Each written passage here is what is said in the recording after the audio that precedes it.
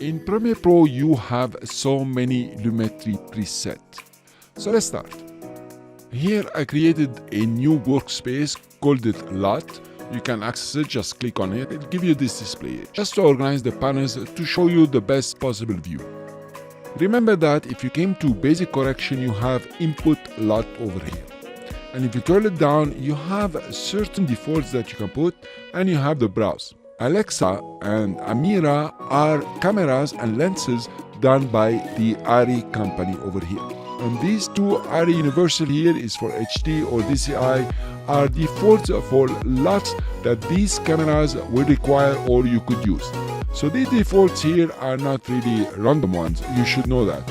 Get some research about Alexa and Amira and you'll be impressed by the professional cameras, and pretty expensive of course.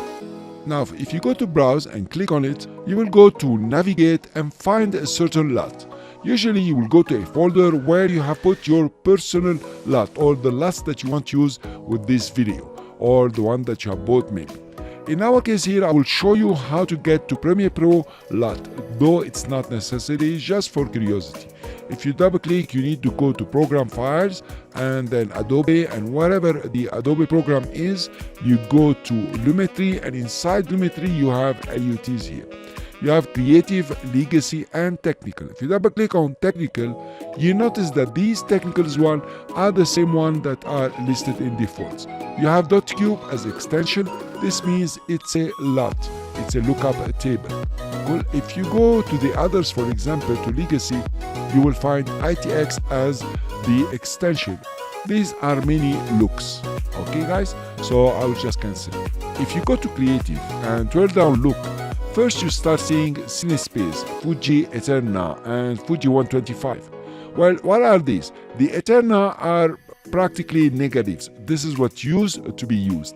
If you want to emulate now, you will use this look of Fuji Eterna. It used to be very precise for skin tones, and I don't remember the Fuji Kodak what it used to be famous for.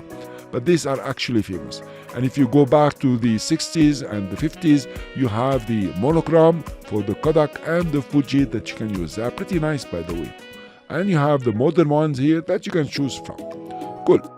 Now let's look at Lumetri presets within Effects panel. If you twirl it down, there is cinematic, film stock, monochrome, speed looks, and technical. If you twirl down, for example, the film stock, you will go back to Eterna, to 50D, and other lookup that you can use. Let's go to speed looks, and this is where it gets very interesting for you. You have cameras and universe. If you twirl down cameras here, you have the ARRI Alexa. If you twirl it down, you will see that you have the same looks that you will find on the look over here, minus the Fuji, of course. So actually, these looks are standard for all the cameras.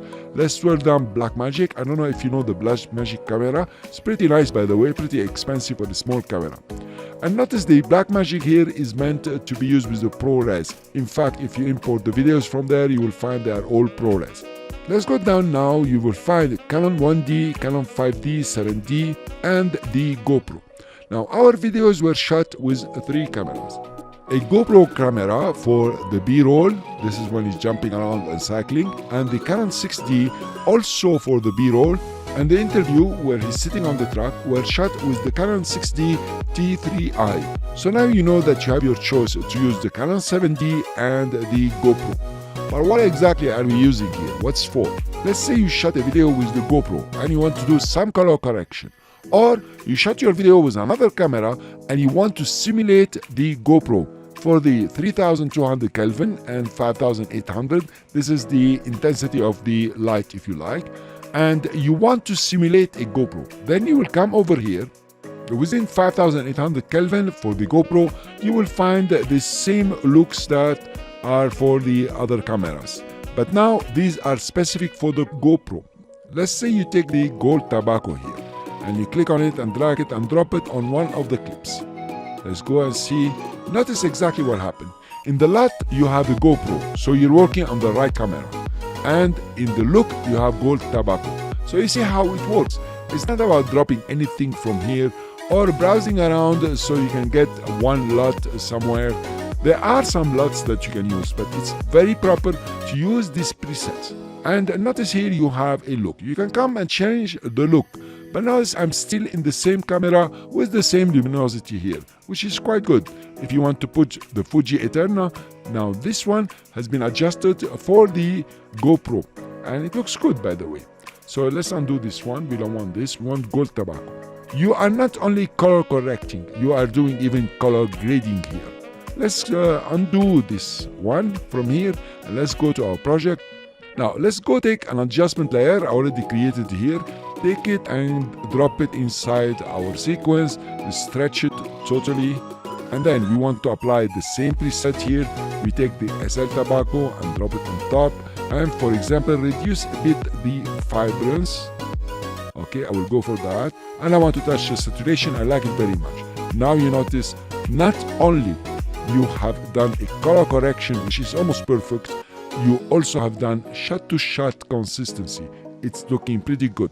So you have a look now and you have a lot for your videos and it's looking pretty nice. This is how I would work this project. Maybe some shots you will need to reduce the vibrance, something like this. Let's reduce a bit the vibrance, just a bit. Here you are.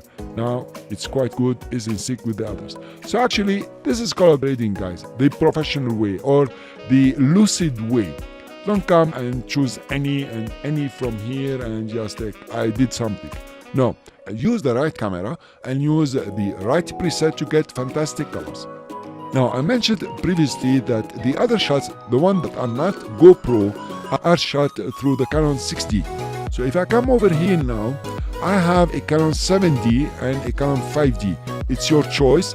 It's very near Canon 6D, but you can use the Canon 7D and you can do very fast color correction and grading using 7D or 5D, you like even 1D, as long as you are within the Canon.